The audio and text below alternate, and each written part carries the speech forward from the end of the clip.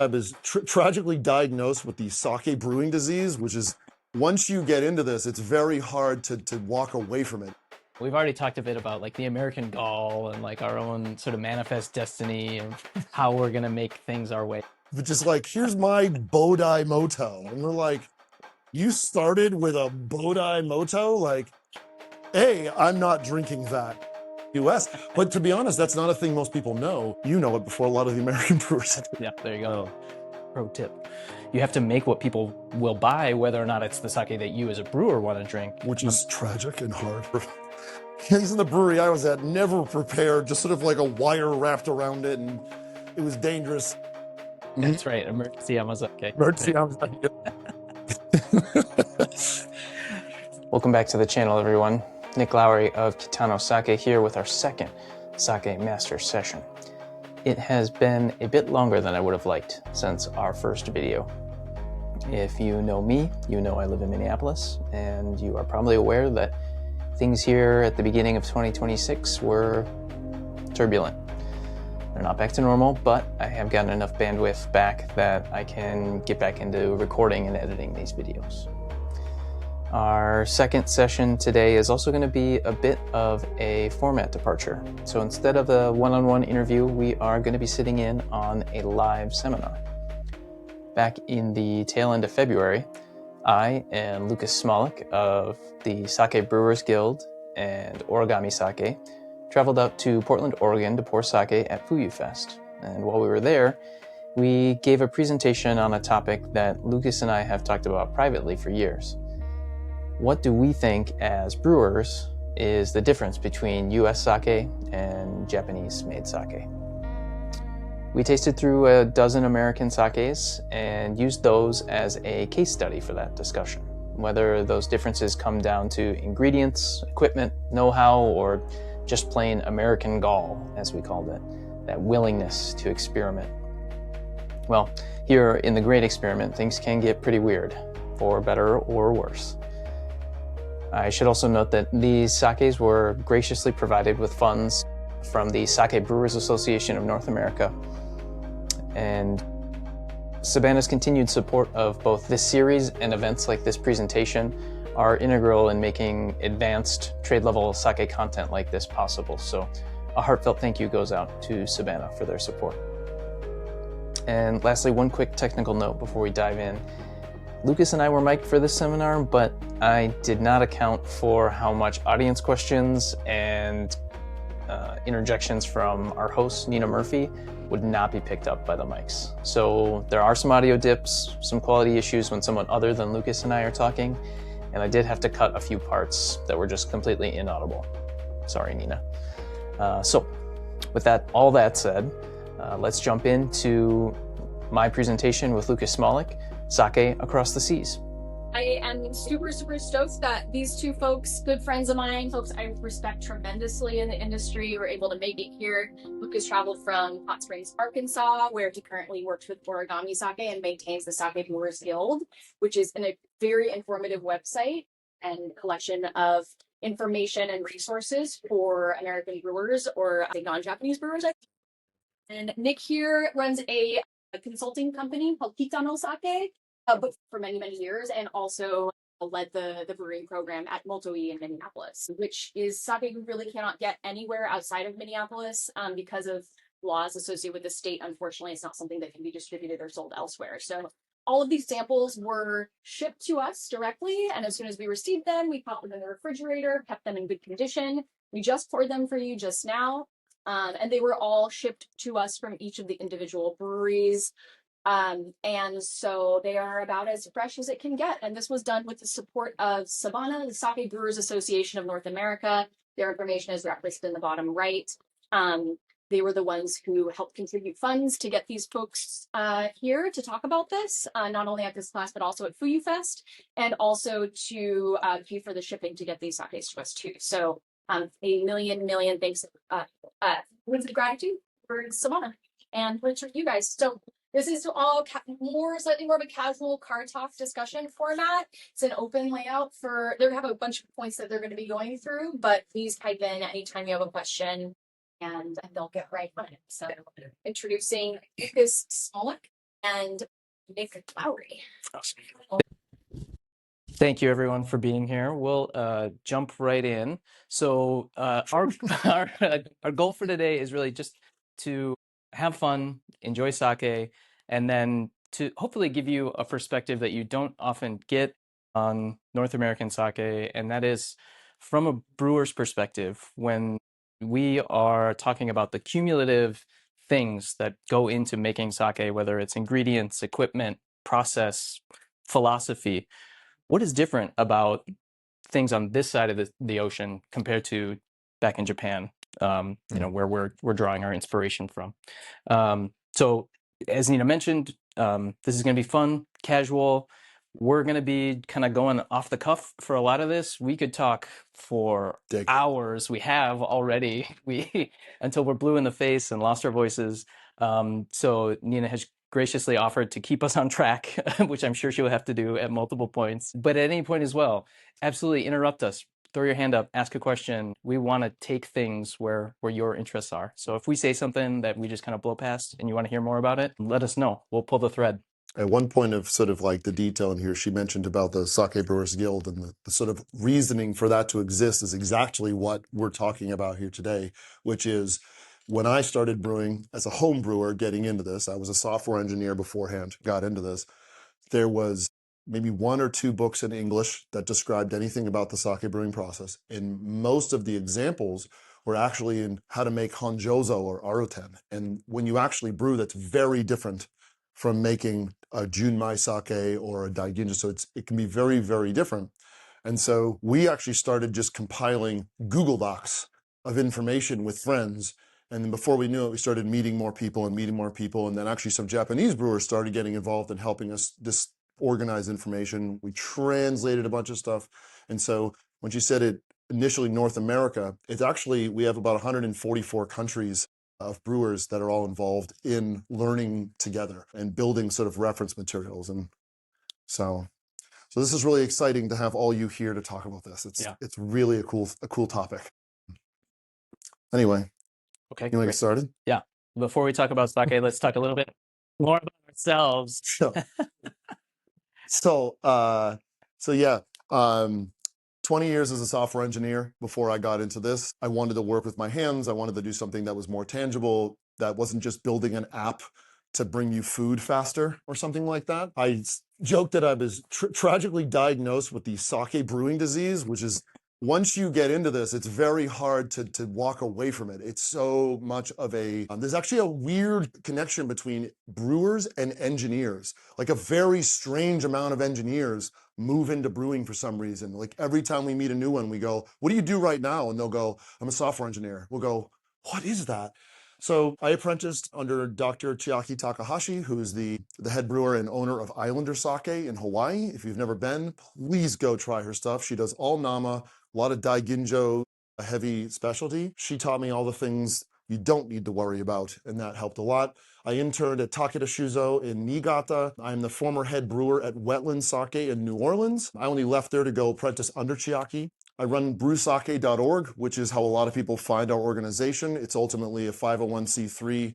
A Sake Brewers Guild is what that is. I'm currently the VP of Operations and R&D at Origami Sake in Hot Springs. I'm a Formula One forklift driver and third stage spreadsheet survivor. So here we are. And then my name's Nick Lowry. My education is in food science, and I spent, before I tragically fell in love with sake like Lucas, my career was in public health, doing food safety audits, dietary supplements, quality systems, and then due really to one of the few breweries in America being located in my home city in Minneapolis, I kind of just changed careers on a whim and then fell in love with sake through my employer at Moto-E. From there, it was a very precipitous fall into the rabbit hole of just learning everything I could about sake. So in the time since joining Moto-E, I've done every course that I can, advanced sake professional, sake scholar. I've also gone through SBANA to the advanced sake brewer certification course, a program with Niigata University in Gakogura on Sado Island in Niigata. I While the company was still located in Minnesota, I was the operations manager for Minnesota Rice and Milling, as Nina mentioned, where really the vast majority of rice that was being used to make sake in North America was coming through that building. So getting to see rice firsthand from Isbell's, taking it 90% semi-buai, the white rice, taking that all the way down to 70, 60, 40, 35. It was an incredible experience.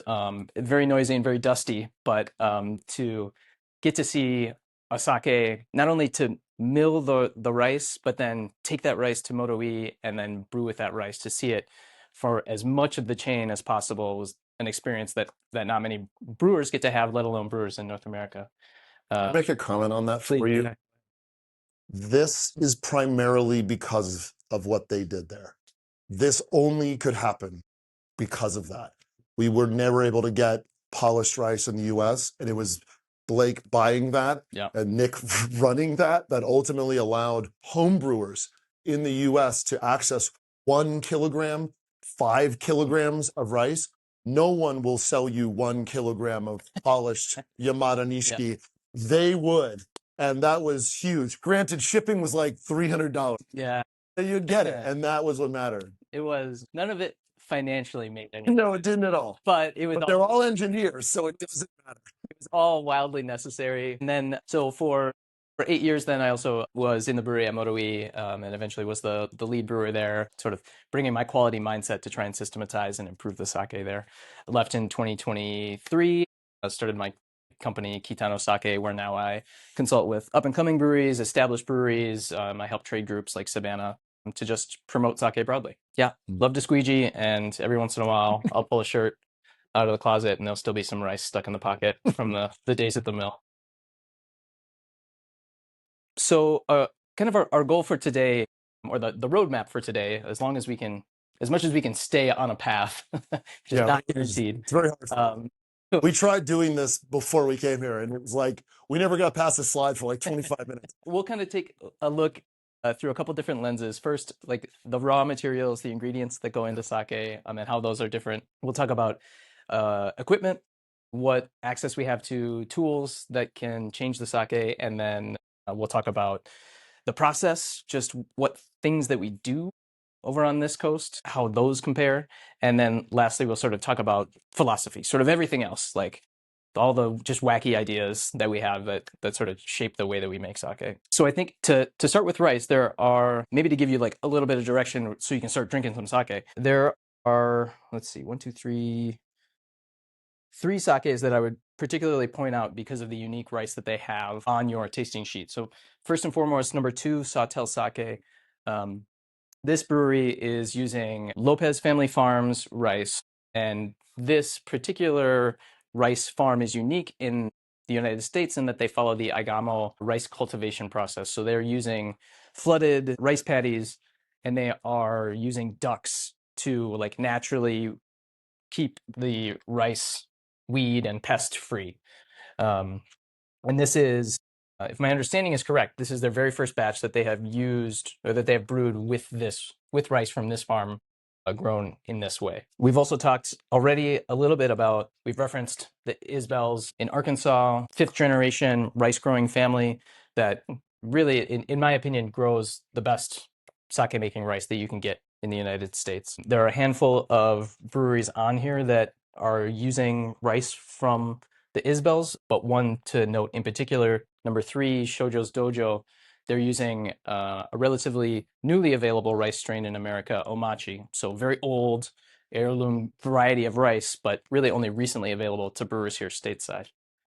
Has anyone ever visited the Isbell's farms before in Arkansas? A few of you? Couple.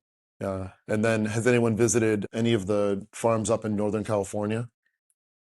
Sun Valley. Sun Valley, and then, well, any of the ones I'm going to mention here. Yeah. One of the cool things about, in terms of talking about rice and general availability, it was about 25 years ago, something around there, that Chris Isbell had a bizarrely hysterical conversation with at a ping pong tournament that happened to be a rice conference. I think it was like an after party kind of thing, but they were like at a rice conference, and there just happened to be a Japanese guy there, and I will not go into the whole thing, but he was a rice farmer. They made a challenge, like a basically a friendly bet that he couldn't grow Japanese rice in America. And Chris was like, well, it just so turns out we're on the same latitude as Hyogo, so I think we should give it a go. It worked. And somehow through, I'm assuming, some other friendly wager, Yamada Nishiki ended up here as well. And so then he started growing Yamada Nishiki. And so that's really the first sake rice that we know of that was grown here. It's possible that Hawaii had that going on at some point, but it's really hard to track that back unless someone has that history. But that is kind of cool because, again, if it weren't for that, this doesn't exist. Yeah. If it weren't for the rice mill, that doesn't exist. That is, to me, a large portion of what we're talking about is we started off with basically just table rice you get at a store. I mean, I'm assuming that was Somamoto-i's first. Yeah, tons of calrose, which is still very common in American sake to see calrose. And then koshiakari was also common. Nowadays, you still see quite a bit of table rice in the form of Titan, a very plentiful rice variety that's grown in Arkansas. And like both of those rices, I think it's probably worth talking a little bit about like how brewing with them is different. Sure. That they tend to be harder rice varieties. They tend to be harder to digest. So we really have to be considerate of our water uptake in the rice, of our brewing temperatures, to make sure that we're giving enough time for our koji enzymes and our yeast to be matching their paces. Yeah, we talked about this a little bit earlier that like there's some similarities across the board. This is more of like a process technique thing, but just going with the high level of ingredients, there are some similarities across the board. Like you hear in Japan, rice is, that it's hotter in the season, in the summer when they don't have cold nights. So the starch structure is different, the protein structure is different, the amount of starch is different. So even the yields you get on sake, those are shared problems. We all have them. They deal with it here in Arkansas. They deal with it in California. So that's across the board a thing. But then there are the varietals, and it's important to note too, there are some varietals we have here in the States, but they're more the table rice eating varieties of those, not necessarily like the hand-selected large grain versions of those. And if you have a rice book that shows all the sakemai, like the sakemai varietals, you'll see similar names to things that you can buy in the store, but they're very different. One is actually selected to have a very beautiful grain, be white when you cook it or soak it, right? And then the whole concept, you might have heard the term shimpaku. I don't know. I mean, obviously this is very common for your sake people, but even the concept of like, what is that and how often do you have that nice sort of like core of a grain? It shows up a lot more in highly selected graded rice in Japan. We tend to get something that's a little bit more hodgepodge. Yeah. And in some cases, and here's the thing, we're talking in terms of like different producers. I'm not going to call out producers, by the way. It just is what it is, and it's how we know it to be. In some cases, you have multiple farms, multiple fields, multiple everything just being grouped together, and even multiple varietals. So Calrose has a lot of different types of Calrose, and they've been selected every year to kind of get better and better at growing for rice. They're not being selected every year for sake. So while it might be a lower plant that doesn't lodge and fall over in the rain as much and stuff like that, it also means that we're losing, for instance, shimpaku, and we're losing things that we want as brewers. Believe it or not, it spawned a lot of conversations in the industry with the three main sake rice providers and having a conversation about creating, like, let's call it a certificate of analysis, which is what they call it in the industry for malt and barley and things like that. We don't have that in our industry. So Japan has a very regulated concept of like ito, nito, and all these different concepts of like grading their rice. We're left with more, hey, there's 4 different varietals of Calrose in this bunch that we delivered to you. And imagine trying to figure out a soak rate on rice when a quarter of it has this soak rate and a quarter has this soak rate, and they're 2 minutes different. You end up getting an average. And so the challenge we have in many ways is like, when we discuss this with Japanese brewers, they're often like, whoa, that sounds tough. And it's like, yeah, it's not great. So there are challenges that we're facing here that are probably similar to 100 years ago in Japan. And so it's kind of an interesting discussion to have with other brewers, put it that way. I think another trend that you're starting to see in North America that has been present in Japan, this idea of more locally grown rice. That's a trend that I think we're starting to see more and more in the United States as well, as people are more, well, I shouldn't say more, but we can talk about this later in the philosophy part as well, but that the idea of the story behind the product, of like knowing the source of where things are coming from.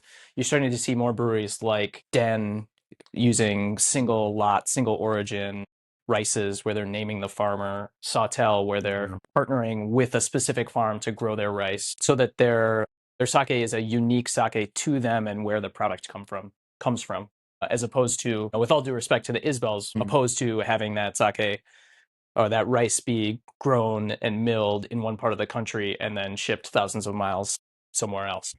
I think the other one that's doing that a lot lately and has been very prolific about it on social media is Kato Sake Works in Brooklyn, where they're, New York has been starting a whole bunch of local growing there, and there's a company that imports some but also grows some there. Very interesting stuff to see as the industry grows.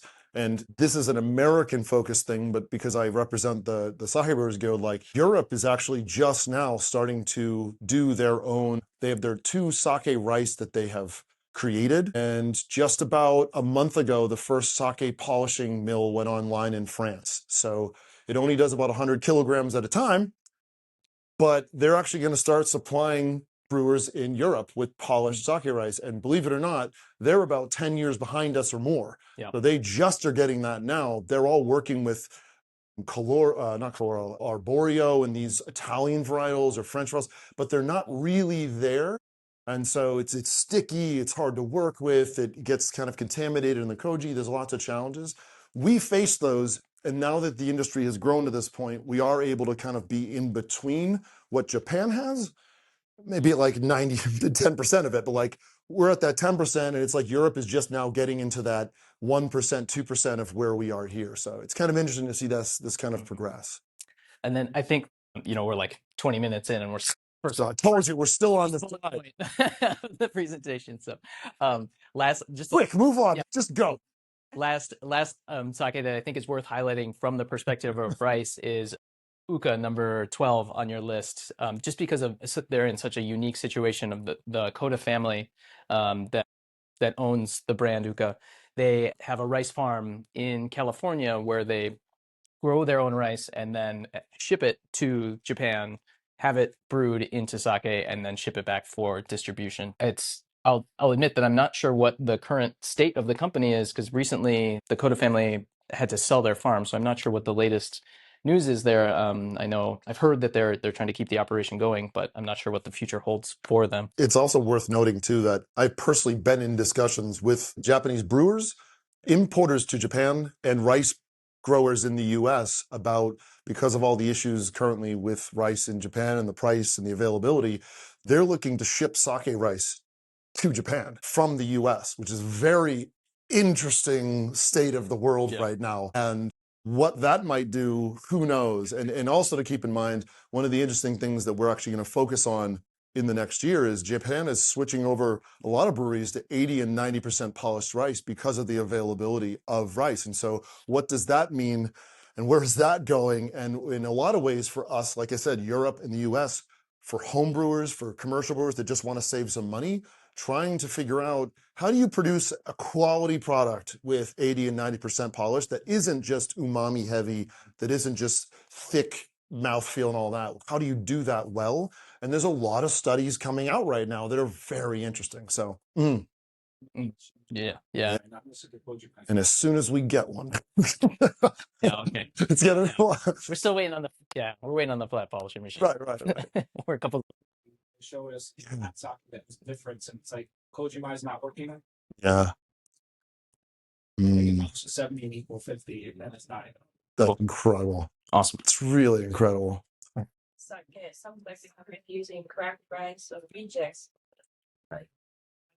Totally. We've been experimenting with it as well. I mean, Yeah. there's several of our batches where we did like 30%, 20-30% with broken Titan or broken Yamada, and not for Koji, but for the Kakemai, no difference. Yeah. You really couldn't taste any difference. And Motoe was doing the same. They have a brand called Tement that's designed with that purpose of taking these broken grains and still making something worthwhile from them. Yeah. And I think proper sake has been doing that for years as well. Yeah. The big difference in terms of raw materials is when you're soaking it, it throws everything off. Yeah, that's- If you soak a normal Titan 70, let's say, you get the 33%, whatever it is. Whereas you could soak the brokens and it will register as 40 or something else, and you'll go, oh my God. But really, if you actually go and do like a moisture test, and like, I don't know if you've ever seen a halogen lamp moisture tester, but they kind of like cook the rice down until all the water's out. And it may only be at 30, 31 on average. So then you have to kind of figure out, when do you pull the rice out of the soak? It's a whole other challenge. In a lot of ways, you just kind of go, who cares? Yeah. I think there's a lot of things about these that is something we've been learning more and more. You can go to Japan, you can talk to brewers, but a lot of the reasons when they say this is the way we've always done it, the reason you get that answer is a lot of things were just practical. They weren't scientific in nature, they were practical. It made sense to do that. Then you have back-to-back-to-back brews. You just don't have time to finesse. So the schedule is what it is, and I can guarantee you, even if someone tells you one thing, the actual production schedule, that determines the flow. And a lot of times you'll end up with a batch that ended low on alcohol, one high, your SMV's off, and you blend and figure out how to do things, but it's, yeah, a lot of challenges. Anyway, should we move on? Yeah. Okay. Well, let's try and rip through the next couple of minutes. So, moving on to water, I think Water doesn't matter. Move on. Nope, doesn't matter. Water, it's wet. It's wet. You got it. I think that really the only point that I would like to make on water is that, you know, in contrast to Japan, where breweries were sort of built around good sources of water, you know, maybe that's a bit of a myth and like retconning it. But in the US, really, breweries are just opening like wherever people want to make sake. And so people are just dealing with the water that they have.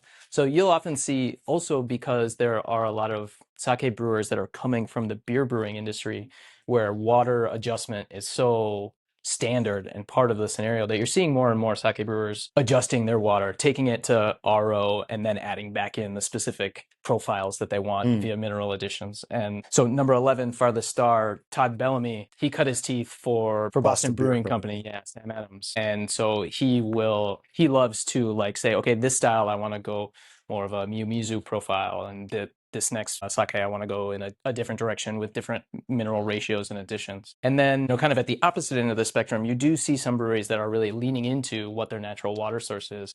I don't know that we have a great example of that here, but on the screen, you see the pizza bagels and sake, the collaboration between Brooklyn Kura and Kato from a few years ago, where they really like sort of leaned into the profile of that New York water. I have a comment on water. Okay, got it. Please. I do. There was a study done recently. It's worth noting because I think it's interesting. It tells a story of a lot of things. That for a long time there's been a lot of lore about how much water ends up in the final flavor of sake, and the reality is not as much as you'd think. But there's a big asterisk on that. It doesn't directly have as much final influence, but it does influence the uptake of rice in terms of what's in calcium. Other minerals can affect the actual water uptake.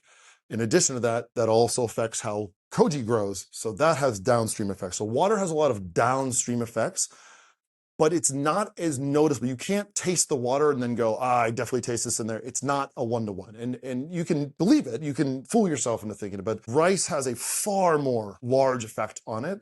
The water has an effect on the fermentation. The story of Miyamizu, all that goes back to it had a lot of minerals, so it fermented better, so you got less contamination.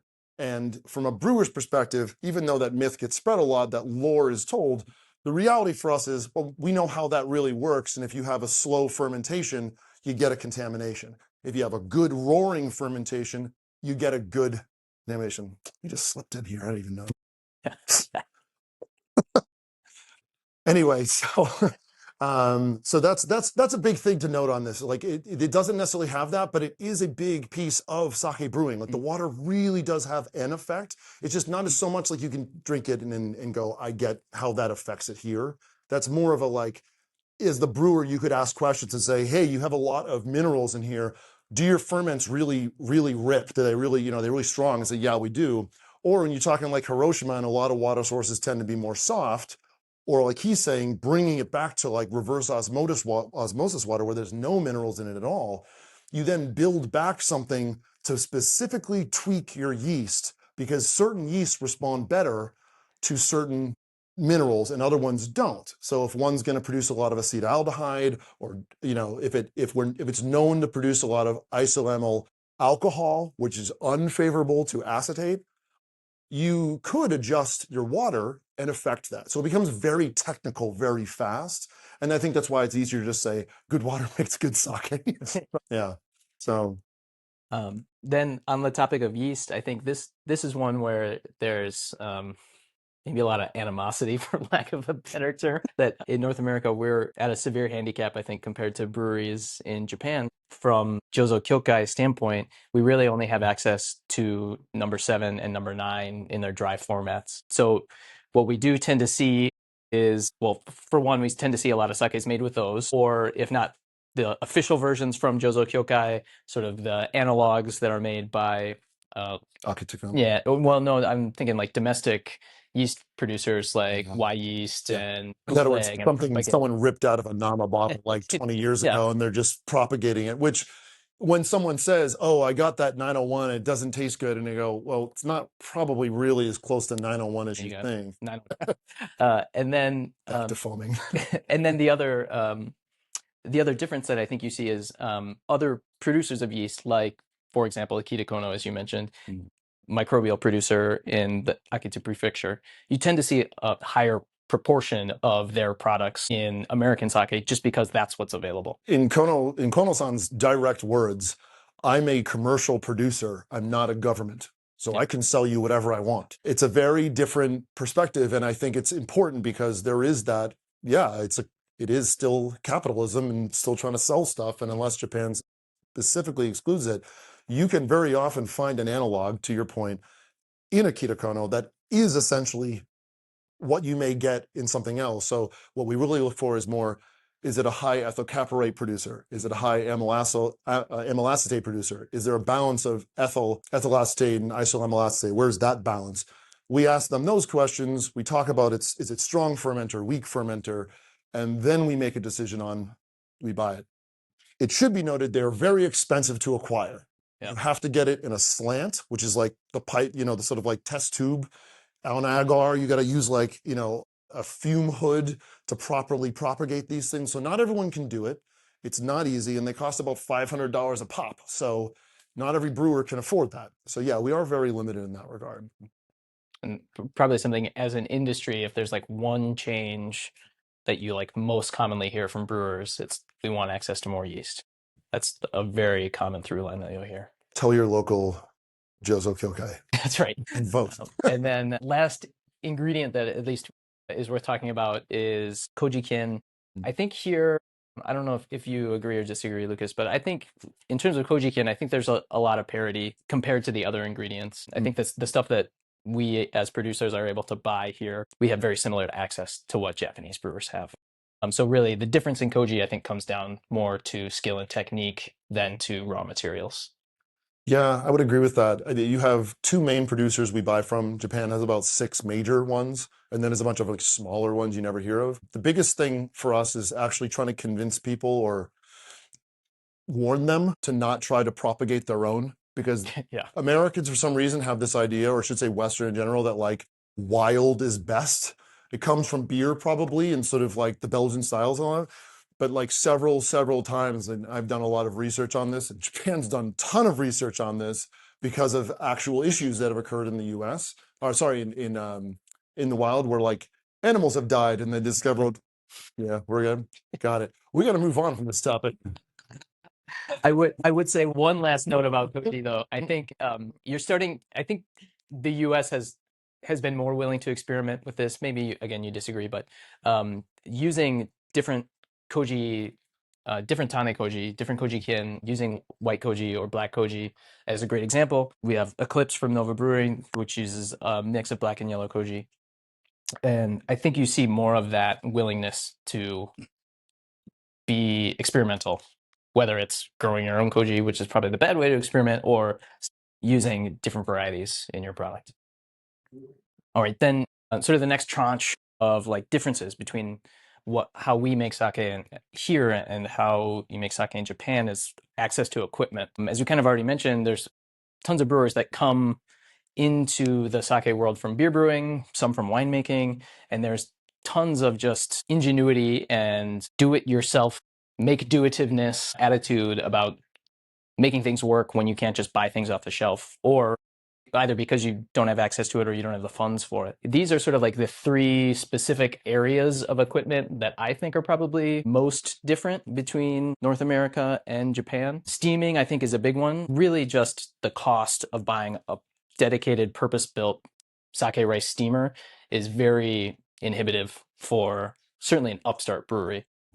So you tend to see a lot of self-made options. So you can see here, Yoshi has his sort of like dumpling rice cooker stack that he's able to make great sake from. And then you can sort of see at the opposite end of the spectrum in terms of like his is very tall and skinny, but if you were to go to North American sake in Virginia, his rice steamer is like big and wide. It's kind of like what he had access to in terms of parts and equipment to make his steamer. At Moto E, we used like a big commercial tilt steam kettle, like the kind you would see in like prison cafeteria for making like like 50 gallons of chili or something. So like, you know, there's a wide variety of stuff out there, and some of it does the job and makes good steamed rice, and some of it makes steamed rice. So I don't know if you have any thoughts There's a on, lot of, on I steam. just think there's a lot of like the things you see in Japan tend to be the older breweries that where someone's like hand making something, whether it's a shaku or something like that. They're pulling something together out of wood. Very often this never, he's in the brewery I was at, never prepared, just sort of like a wire wrapped around it. And it was dangerous. You know, what Nova, well, you guys use you made a steamer out of a keg, right? Yeah. So that's cool. And I think there's a lot of jury rigging things in order to make it work. And I think to the point, we're not subsidized by the US government to make this. So when you need to upgrade your steamer, you don't always have like a state of the art. The one thing we mentioned was like people talk about dry steam and trying to get that fine finish on rice. And we're like, our options are, this is how much moisture comes with the steam. And that's what you get. There's not an adjustment a lot of the times, unless you can afford this, like the superheater, right? And that's, I think maybe Brooklyn Cura might have one of those now, and but there's a lot of things we don't necessarily have, so you just make it work. And I think that's the story overall, even between both, is like everyone just makes it work. Whether in Japan or here, you figure out your balance and then go. So and then like an anecdote along those lines is like at Moto E when I started, there had been a particular way of running that steamer, and sort of all the processes before and after were sort of built around the product that we could get out of the steamer. In general, the rice, probably if you were looking at just purely a textbook definition, the rice was absorbing too much moisture during the steamer. But so the processes we were able to dial back our soak rates before steaming the rice and adjust how we cooled the rice after to sort of accommodate that level of moisture that was taken up. Then as we started to like learn more about, okay, maybe we can use our equipment to get something closer to that dry steam at the end, we started to make those changes and realized, okay, well now our rice is, in theory, we should be getting better rice, but we're actually getting slightly worse rice because of the stuff that we did to adapt before to how our equipment worked. So it's like you change one thing and then suddenly 3 other things you need to change as well. There's so much interconnectedness that it's like, going back to the phrase, why do you do this? Because we've always done it. Once you got it to work, don't change it. You just leave it that way. Again, the schedule determines the production. So if you've got another tank starting today, or 2 tanks, or 3 to 4 tanks, you just go, right? So like in terms of like, you know, Tsukino Katsura, like one of the oldest breweries really in the world, right? Their steamer is quite literally just a big boiling tank. And at the end of the day, if they can do it, you can do it. But whatever they figured out, they haven't told us. It's working for them. And that's the important part, right? That's the tough part, is it always comes down to, you can visit every brewery in the US, every one of us is going to do it differently. Every single one of us is going to be completely different, even if you have the same exact steam machine. And a lot of people do use, like, there's a company called Electro Steam, which produces like a tiny little thing, a little hose coming off of it. You plug it into a big, you know, koshiki, and that's your steam. Everyone's steam setup, even with that, is different. So, the other sort of tranche of equipment that I think you'll see quite a bit of variety between stateside and Japan is in the fining, in the filtration of the sake. Really, there are very few, I don't know that I can name confidently off the top of my head, maybe some of the Japanese-owned breweries that Who are regularly doing fining. that use charcoal in their sake. Gekkeikan does, Ozeki does, or Takara, like, and Ozeki for sure. Just because they're mass-produced stuff Yeah. and what how they're cleaning up the rice is there. But yeah, there's very few that really are doing it. We've stopped largely like the filtration plate. It just takes too much time. You can newer solutions now like lenticular filters, which are like large cartridges and things like that.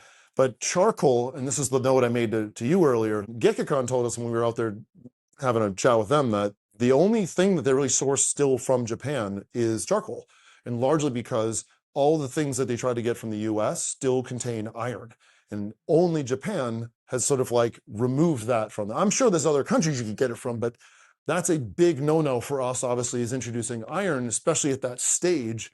So that's a big thing for us. And now knowing that, I would not be buying charcoal from the US. But to be honest, that's not a thing most people know. You know it before a lot of the American brewers. Yeah, there you go. Oh, Pro tip. yeah. Um, We could probably skip testing unless you really want to get into testing. yeah, I mean, I think just the industry built around analytical equipment just doesn't exist here in the United States. So there, you can get purpose-made equipment from places like KEM, and there are like a growing number of companies like Anton Par that are making equipment that has been standardized to analyze sake. But I think probably the bigger bottleneck there, maybe for lack of a better word, is more in the use and timing and understanding of the testing results Right. than being able to get that information. Right.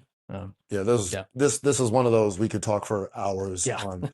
Your biggest thing is just even like, yep, I think Brandon was the one that figured that out first. Yeah, It's really smart. It's like trying to figure out how to test, and like using a blood glucose meter is, it does work for glucose, especially when you're trying to figure out like some things. But even with that, you need to know the procedure. There's a whole lot to learn. And I was on the phone with him my first year brewing commercially going, how do you do this again? So yeah.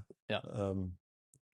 Um, Then from a processing standpoint, this is just like very roughly like starting on the left is kind of the beginning of the sake making process. Going to the right is sort of the finished product. Not all of these is there necessarily a bunch of difference between the US and Japan, or North America and Japan, but there are a handful of things that I think are worth mentioning. Continuing on that point of testing and knowing how to test, when to test, what's worthwhile. Washing, soaking, moisture uptake, and rice management, I think, is one area that is not consistent in the United States. Some people reference like the absolute moisture of their rice.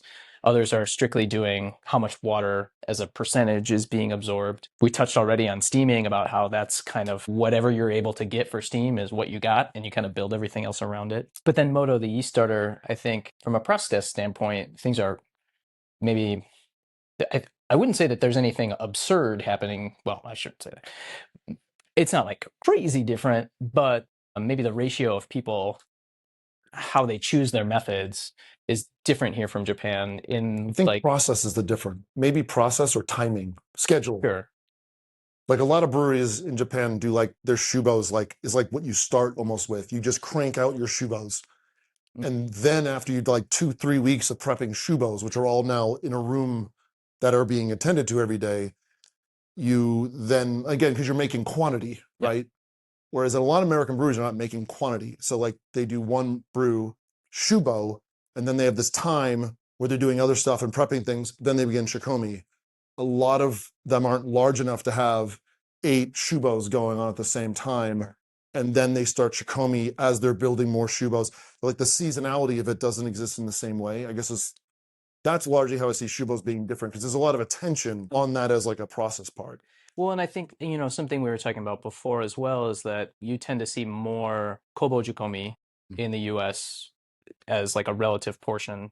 Does everyone know what kobo jikomi is in the room? Anyone not know what it is? It basically means you don't do a shubo. You basically just pitch a lot of yeast. It's very much kind of like beer. You just like a large amount of dry or liquid yeast you have to prop up and put in. Japanese breweries use dry yeast largely at the start of the season, because they're just like, you show up, you don't have time to prop yeast for a week, so you just put a bunch of dry yeast in and go. Once you have the time to start propagating it in your lab or whatever else, or building a shubo, now you can start working from shubo. So actually, some of the stuff that's early on in the season will be entirely just not a different product, but it's just, there was no conditioning of the yeast. And it does actually change the flavor, but it's maybe when it's blended, you don't even notice. But that's a big one, yeah. Yeah. And I think I can't confidently say like what proportion of breweries are doing this compared to those in Japan, but I think there's less confidence here with styles like Yamahai and Kimoto. There's like a willingness to like experiment with those things, but that might be the American part of this. It's like the one thing we haven't said yet, which is very American, which is the gall. The like, yeah, I can do this. Like, you would not believe how many first-time home brewers come to us at various things, and won't name names, but just like, here's my Bodai Moto. And we're like, you started with a Bodai Moto? Like, A, I'm not drinking that. B, like, and that's the scary part, is you can't believe that. But there's, again, what has been, this is partially the industry's fault, if I'm being honest. Because what does the industry do? They show a bunch of topless Japanese men, 90 years old, sitting in things and making their kimoto and all this, and they make a mythology of it. It's immortalized. It's this like glorious process. So all these American kids see this stuff, and they're somewhere in their mid-20s. They have tons of cash to blow, and they go, "I want to buy all this equipment, and I'm going to make Bodai Moto." And you're like, "Whoa!" So they come to you, and they have no clue about half the steps. They haven't researched anything. They haven't even read the books yet. You're like, I don't know how you know that's safe to drink. And we know that it's not safe to drink. But so that's a big piece of that, is just an American sort of audacity to take on these kind of, large projects and just not know what they're doing as they get into it. And I think that's, to some degree, some of the things as a part of this, they have come up with their own procedures. And it is a lot of kind of packing it together as you go. And so if you actually do ask someone, like, how do you do your kimoto? It's kind of a wing and a prayer. Like, there's not necessarily a thought process behind it, or like this is why, and I'm measuring my nitrogen and I'm measuring my acidity. No, there's kind of like, tastes acidic. Yeah. Let's pitch. Yeah. It's time to go, and you're like, or it's day 14. It's day 14. Yeah. It must be good. And you're like, does it taste good? Does it smell good? Well, it kind of smells like beans. I would not use that. Throw that away, right? And that is running the guild. We have a lot of people on it. You get a lot of people showing, like, one of the coolest channels we have on it is it's called Show Off. And then we have another one called Watch Me Brew. And people will create their own thread, and they'll post photos and all their data and everything they've, acquired. And going with the equipment from the previous page is actually a French company called Anton Par that provides a very tiny little densiometer. Let people check their bame on a very small amount of liquid, so they can make a little 1-2 gallon ferment and actually test as they go through it. And we've figured out ways of doing it. But at the end of the day, it's very much a wing and a prayer in a lot of these. But it's cool to see them make mistakes and learn as they go. Yeah, it's cool to watch them fuck it up. It is. It's kind of cool because you remember doing it yourself. I had the audacity to try this. That's right. So mine. Yeah, you kind of know, like, one of the mistakes people always make, and this is a koji thing.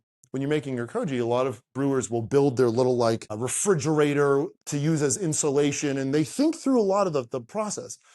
But then what they do is, in order to keep it hot, keep it warm at 30, 36 degrees, whatever temperature they want to keep their koji muro at, they will put a thermometer in the rice and just let that kind of keep it at temp. The problem is, rice is a natural insulator. So if you put the probe in the rice that controls the heat, it will read like 26 degrees Celsius when the chamber is actually at like 50.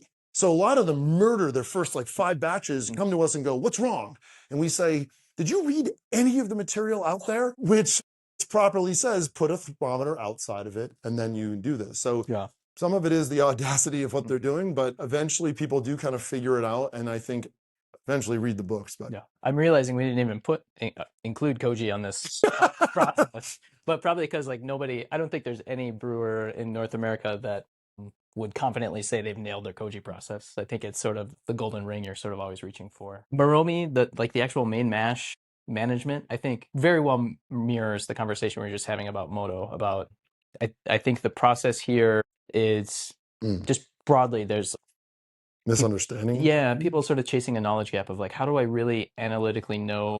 Yeah, it's the least talked about thing in any book. Yeah, It really like, is. how do we, and this kind of dovetails as well on the Yodan and RO10 discussions of like, we do all this work of like making a moto, making koji, making a moto, building up our Moromi, and then we're just like, now we'll just let it run until we decide we're going to press it. And like, what decisions are being made in between? And that like, that knowledge has not completely disseminated in North America. Even like, people, you probably all, understand the concept, like you've seen a temperature or a fermentation curve, temperature curves, right? These graphs that show how we measure the fermentation. Part of that, as you get later in a ferment, is managing the amount of alcohol and the amount of sugar. And you add water both to lower the alcohol, but also lower the amount of sugar. And sometimes it's also to lower the acidity or do other things. And so you're trying to figure out in your head through experience a lot of times how to end at a very particular ABV, mouthfeel, sugar content, acidity, and all this. And every batch is different. It's literally like but in Japan, there's a lot more precedent. They know what it's kind of been at for hundreds of years. And if you've ever seen their like fermentation books and they open up those giant white pages that show it all perfectly, they kind of know where they should be on day 5, day 12, day 25, right? We don't have that. So it's a complete, the joke for a lot of people is the AB graph, which is measuring your alcohol versus your kind of gravity, your bombe. And that's how you track your ferment. And when you look at the book, it says, just draw this line on your ferment. And a lot of brewers go, what do you mean? How do I determine it? And they go, just draw it on your ferment. And with the thing that we all miss that we have to connect eventually is they're expecting you to have done many ferments. You already have the data, you already know what to measure, and then you can draw your line and know how to repeat it every time. So it's like a catch-22 where you need to do the ferment to figure out what your ferment should look like. There's also, I think, a sort of philosophical difference that I don't know is intentional, but there is like that experience to say, this is the finished sake that I want, and now can I work backwards at every step through the process to define how I'm going to get from like my very first wash soak to this finished product. And that this kind of includes like talking about Yodan, that last addition to adjust sweetness and alcohol content, or even RO10, like adding the alcohol to the mash, like that.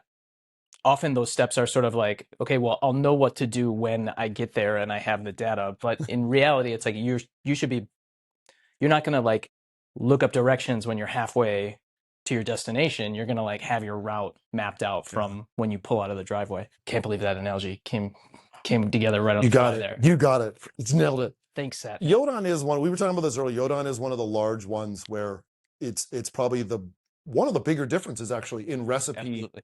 Establishment. You'll see someone's recipe and it will say, here's my recipe, here's how much rice I put in it. The reality is they actually sometimes at the very end put in, like, let's say it's 1,000 kilogram batch. At the very end, they'll still put in an extra 100 kilograms and more water and more koji. And you'll go, so your recipe is actually like 1,200 kilograms total, right? And they go, no. And you're like, yeah, it is, because that's your recipe. And so, yeah, thinking about it is like, how do you practically quantify a recipe? And even in the way you were talking about it, we don't have the plan because we don't know the process yet. Yeah. And a lot of it is sort of like, whoops, this one fermented way too dry. Whereas I think that's a little bit more understood that in Japan, if you were to have to add that, it's probably dealt with in blending and other situations, especially on a pressing schedule. In America, it's really just sort of like we got to back sweeten this, and it's very much thought of like beer in that way. Beer is back sweetened, right? So, Amazake. Yeah, exactly. That's right. Emergency Amazake. emergency. You said about the schedule and the product is that they don't know that the fermentation is going to be the same every year because sometimes it changes. Yeah. It's not that Yodan, but shit, it's not where I want it. Or Yep. we need additions to get us to where we know our sake wants to be. Yeah. Right. Like you just said, we don't have that yet because we've only been making sake. Right. Yeah. Yeah, you can't see on day 3 of fermentation that I'm not going to be where I need to be on day 20. Yeah. Right. Yeah. Yeah, and you also deal with the fact that as we went back to the climate is changing, and as a result of which, even if you start the year the same way you did it, by day 4 you go, ooh, that bombe is not where it's supposed to be. What do we do now? And in Japan, and I think this is a thing that's like the worst kept secret, but like enzyme preparations are often used for that. There's a whole business on enzyme preparations. If it wasn't, it wouldn't be a thing. But trust me, Higuchi, Akita Kono, you can buy tons of enzymes, and they're all koji replacements, koji additives, things you add on tome only or only in your shubo. There's lots of that stuff because we have to deal with the reality of the ferment. Yeah, yeah, Man, is that And- BS. yeah. Well, yeah, and the myth that like this is it, this is Junmai, just these things and nothing else. Like that myth is prevalent too. Yeah. Yeah, there's about 30 additives you can put in sake that are legally defined in the laws. Yeah, but Okay, so then to maybe just speed up a little bit in terms of pressing, like I think the biggest difference that you see between the two is that in the US, I really can't think of anybody that is taking dedicated cuts of their presses. Maybe they exist, or maybe people have done it as Kato. examples. I think Oh, does he? Okay, yeah, he does one tank in like 5 products got it. Okay. because he does his jukuseishu and then not jukuseishu, was it but you don't know the word in Japanese is why I can't think what it is. You know his does anyone know? Do you ever know Kato sake is like fresh out the press? Oh, well, shibori, I thought was what he, Mikumi, whatever he calls it. No, it's I guess I don't know the anyway. but the idea that like from one press you can take your arabashiri, your first cut, you can take your hearts, and you can just squeeze the ever living crap out of it and take what's left. Like that process just like is not common in the States at all. It's we press it all and that's our sake. Yeah. Also, just how people think about pressing. Pressure matters when you apply too much pressure. In Japan, they use atmospheres a lot to describe it, like, or at least there'll be one of the gauges or millipascals. We use PSI in America, so that's always like a conversion, first of all, is a challenge. But then on top of that, the concept of your first, like what you'd normally take as arabashiri or nakodori as like your different cuts, so to speak, those are all different pressures. So your first one, you're just literally putting it into the press, and as it's going in, it's kind of giving you this like sediment, it's coming out, right? You get rid of that, and then you have this other one, you start to like just let it kind of run for a while at like almost atmospheric pressure. It's not until the very end you start cranking that thing up, but a lot of Americans will be like, they'll pump this in. Let's say they have a yabuta or a yabuta style, which are the plates that press, like a membrane press. They'll put that thing in there and just like turn it on, just crank it up to like the highest pressure it can go. And you end up getting a lot of bitter flavors. I wouldn't say shearing, but a lot of like proteins and stuff get kind of squeezed and broken. You end up with these bitter peptides as a result of which none of that is really considered yet. So there's a lot this side, especially in the conditioning, if we were to go there, who does charcoal filtration? Who knows how to do charcoal filtration? Who knows that there's levels of pore size that determine everything from, are you pulling color out? Are you pulling aroma out? Are you pulling flavors out? What are you pulling out? And so this is a whole thing we're not in yet, because that's just not an education that exists here. Yeah, agreed. Philosophy, then. Was this was your AI generated? Yeah, this is. This is not from Arkansas. I'm just telling you right now. This is not. It may look like that, and I've been at this bar, but that's not from Arkansas. Yeah, this is Canadian. You can tell that. I like the American flag shirt with the Canadian hat. Yeah, yeah. They would not be pleased with this right now. So I think like a good place to end the discussion is, we've already talked a bit about like the American gall and like our own sort of manifest destiny and how we're going to make things our way. But I think it's like a worthwhile to sort of mention the philosophical differences of like, what do North Americans actually like prefer in terms of their sake? Because the cuisine we eat is not, it's not monolithic by any stretch of the imagination, but like the cuisine, even across the country, is different from the cuisine in Japan. The sake that we get here is also not truly representative of all the sake that's made in Japan. So we also have a skewed perspective of what sake even is to begin with. And I think all of these things sort of like culminate into just a different concept of what people like to drink. There's also a big component of running a sake brewery is that it's a business. You have to be able to sell your sake. So you have to make what people will buy, whether or not it's the sake that you as a brewer want to drink. Which is tragic and hard. It is, yeah.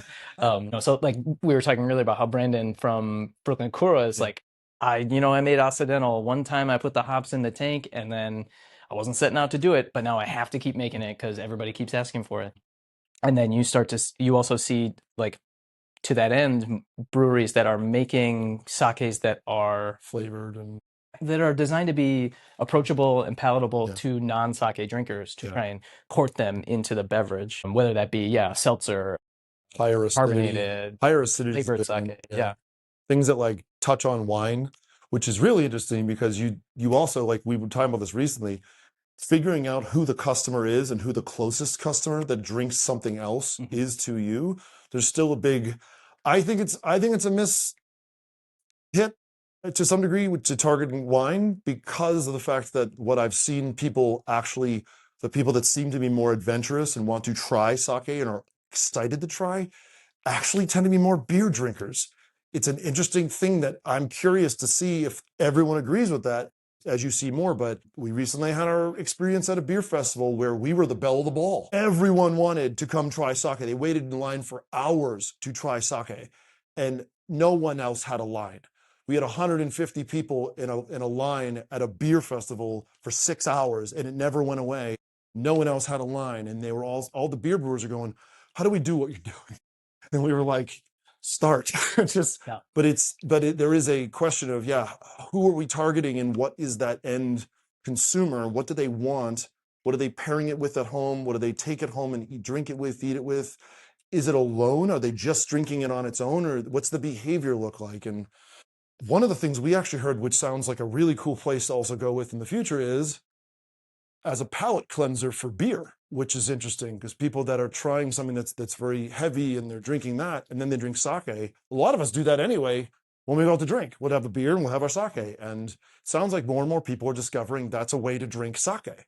So we could also target that too. And I think that's cool. Yeah, totally. And then just I highlighted on the slide just like some styles that I think you tend to see like a higher percentage of representation in North America than you do in Japan. But looking at the sakes that we have on our tasting, Den sake is an example, does not do any fining. All of his sake, of Yoshi sake, he just lets naturally settle and then racks off from a higher port on the tank. So even though that sake, like to the eye, looks crystal clear, it's still, you can get more of that body, more of that flavor. From the void, the sake that you have there, the sparkling La Pelle du Vide, like that is probably like one of the tamest of Justin Lavan's sakes. He's known for like really going big bold with his flavors of Nagoris with chocolate, cherry, banana cream, again, squid ink and gold from the beer world. Yeah. Which is kind of, his perspective on it. And then you tend to see a lot of like play with acid, as Lucas mentioned. So the playing with different koji varieties, even like Suki sake has a bit of higher acid profile. Motoi's Miyoko, again on the higher acid side. All of those like different tacks to sort of approach the Western palate. Yeah. That's such like the biggest like thing in this whole bit is like, there's no data. You look back on the Jozo Kyokai or J stage and all this, and there's literally back in like the early 1910, like consumption of how much, like the tax agency runs it all. It's very well, documented, like who drank what, where, what types, all that. We have none of that. Yeah. The only people, like we've been able to, yes, through resources, getting Nielsen data, which is a strange thing to use, Nielsen data, but believe it or not, it has data that lets us know the top 3 growing categories are like non-alc, RTDs, and sake, oddly enough. And we're like, interesting. Yeah. Now, it may be a percentage that just is because there was not much at all. And now it's a lot more by relative, but nonetheless, it is. And so what we're trying to do now is we see that challenge and then break out from there and do things, to be honest, no one really wanted to do. Again, to your point, it's not always our choice. It's what the market wants. So we're introducing RTDs that are made out of sake. We're doing them carbonated, but then we learn that Gen Z doesn't want to drink carbonated stuff. So we go, okay, how about a green tea base that's flat? And across the board, like I said, at a competition or at a conference or something like that, when you pour all of these, what's really interesting to us is amongst beer drinkers or sake drinkers, they're equally light. Like even hot sake, like even introducing that as an option, we had all of those products I just described, the ones that are carbonated are flavored too, and they're low alcohol, like 4.5. So very much Japan's doing this stuff as well. And so like looking across that and saying, what is the American audience looking for? All of it. And they are different people. So to introduce sake to people as their first thing, we're kind of bending the knee a little bit to like, okay, your first experience is going to be a carbonated RTD that has a flavor in it. There's a lot of like sadness and tears, but at the same time, like, but believe it or not, those people that came for that, they went back, waited in line for another half hour, came up and said, now I want to try the traditional stuff. And we said, yes, that is exactly the point. So I think that's like, we have marketing challenges, we have equipment challenges and process challenges and resource challenges, but it's People challenges. people challenges, right? We didn't even talk about staff. That's a dissertation right there on American worker versus Japanese worker and the concept of it's 5, goodbye. And right? And the other like it's 5, what's next, right? Totally different mentality. And so when you're Justin coming over from Japan to work here, his big shock was like, what do you mean you're going home? Or he literally uttered this once, what's the 4th of July? And I said, what do you mean, what's the 4th of July? You know the 4th of, she's like, but is it a holiday? I was like, yes, it's a holiday. They get off that holiday. We had a whole discussion on which holidays people get off in the US. Like, that's a thing. Like, do you take Christmas off? Do you give Christmas off? These aren't things that are very standard, right? Like you have brewers that work for 6 months straight, don't get a day off. And so accommodating for that, we know that's also changing in Japan, but how you do that and when and who's willing to work it, especially when you're in the middle of nowhere in Hot Springs, Arkansas, I can tell you, their last job was working at Burger King and now they're working at picking up 50 kilograms of wet rice and running it across a brewery. And it's a very different job, things you have to pay attention to. And you think about it, we didn't talk about this either, but the context of understanding sake exists in Japan. In America, a lot of our brewers, some of them don't even drink it. Yeah. They don't even drink sake. They don't even like sake, but they're doing it because it's a job and that's what's there, right? Eventually we get them into it, but they'll still be like, I prefer to drink a beer. Yeah. We're up against a lot of things where even if someone were to taste it daily, are they able to determine that it's bad? If they're using an instrument and they're, using a kaibo and they're doing this, did they clean it properly? Do they know what are they aware of it? So there's a lot of interesting American-Japanese differences in terms of how we make this. Yeah.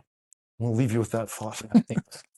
So with that, any questions, any thoughts, concerns? What do you guys personally, each of you, which brewery are you looking at a lot these days and excited about what they're doing and it feel like there's like a good energy there?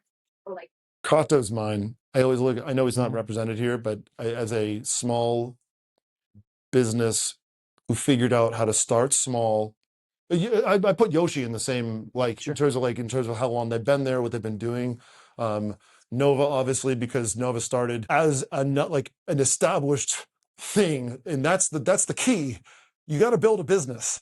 It's a lot of the things people don't understand. You got to build a business. We never talk about it. It's not spoken of enough, but it's a business at the end of the day. And as much as we'd love it to be a passion project, it needs to actually make money. And so you take North American, just as a little the ability to figure out within about a year or two that you can't just be a brewery in the middle of Charlottesville, Virginia. You have to have a reason people discover you. Mm-hmm. And so they put in a ramen thing, but then even then people still didn't come. They even went so far as to get mixed drinks and all these things and appease customers. They still didn't come. They couldn't figure it out.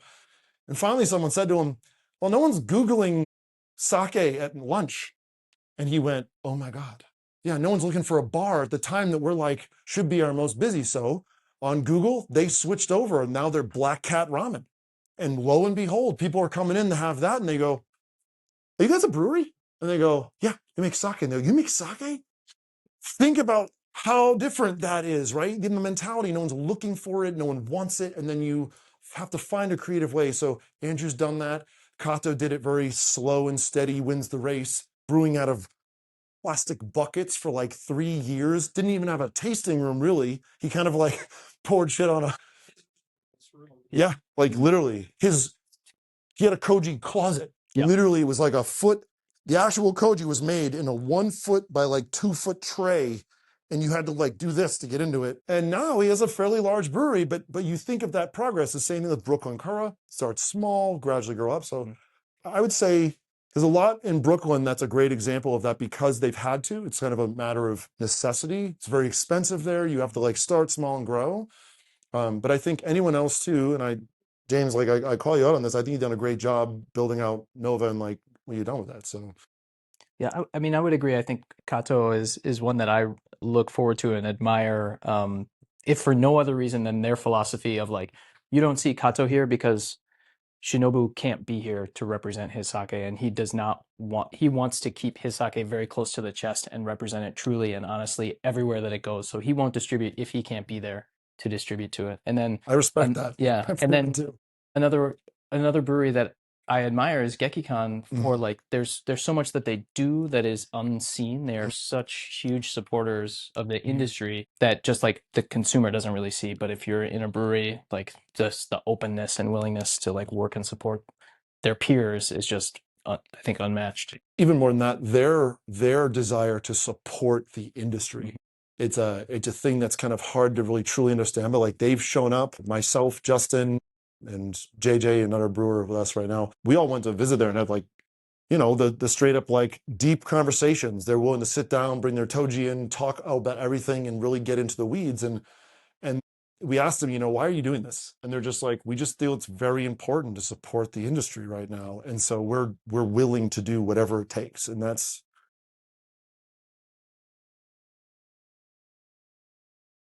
it's almost like an emotional thing. Like in the issue, like we're not given that credibility. And so whether I'm at this brewery or at Wetlands or wherever I've been, like it's always that challenge of like, you're up against, it's the like, when you see it, it just holds lesser value somehow. And I appreciate that. I do. I really appreciate it. I think I've felt the same thing in my life. That's why I think it's so incredible that I'm definitely like patting you in the back here. It's so incredible that you go out of your way to make that happen. Like yesterday I was in this, we were getting inebriated over here with Molly and there was a couple there and I saw one of the cranes sitting there, you know, and I was wondering why it was pulled out at one point, and I was explaining like, you know, it's they're like, that's going with them, and that they always get one of these. And then they started talking like, oh, you work at Origami, like we love this, we get it every time we come in here, we always get a bottle with our order. And I was like, really? It was such a shock, not for anything else, but then like it was cool to see what else was in their order and go, that's good stuff. And you're also getting this, that's cool. So you include us in that, and hopefully that word of mouth gets out. But you're starting it, and to be honest, we don't see that a lot. We know it's challenging. We know that we don't have cold chain here, for instance. So things arrive warm in the middle of the summer. You would not believe how much product we've had to pull back from places that we sent in the middle of the summer. It's hot in a warehouse, but 30 Celsius for, you know, a whole 3 weeks getting somewhere. And it doesn't hold up as well, even as pasteurized. It's a challenge. And so thank you. Absolutely. We cannot possibly tell you how much it means to us to have someone look outside the norm and say, we support this, because look, in 10 years, it will be different. We will be on par with many things. And if you don't believe that, I mean, hell, it's the whole, what's the decision of Paris? What is it? The Judgment of Paris. Judgment of Paris. This will happen. It will happen one day. We'll be in something, someone won't realize it, and they'll go, damn, this is really good. And it's really exciting. Yeah. But we can't thank you enough. Thank you. Yeah, seriously. Absolutely. These two, it's about 2:30. I'm sure that y'all are down to like hang out for a minute and chat with folks if you have any questions. Then please feel free. We don't have anything else we're using this room for a while, but thank you all for coming. I'm so happy to see so many familiar faces here, and thank you for talking to us.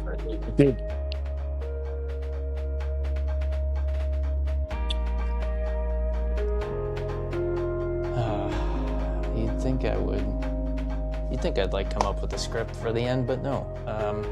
I really hope you guys enjoyed that video. I know Lucas and I both had a blast just talking about all sorts of wackiness. You know, it takes us 20 minutes to get through 1/4 of one slide. So you know we really care about this. We had a lot of fun talking about it. I really hope you enjoyed it. If you did, please be sure to subscribe to all the channels here on the video. brewsake.org, Sake Brewers Association in North America, Kitano Sake. Stay tuned for more videos like this, other one-on-one interviews, short form stuff. Be sure to shout out in the comment section below. What do you think is different between US and Japanese sake? And if you're really jonesing for it, what other videos do you want to see focused here on the channel? All right, until next time, kampai, cheers. Sorry to the Canadians that were wearing Star Spangled Banners, and sorry completely to other countries in North America that weren't represented by AI. Bye.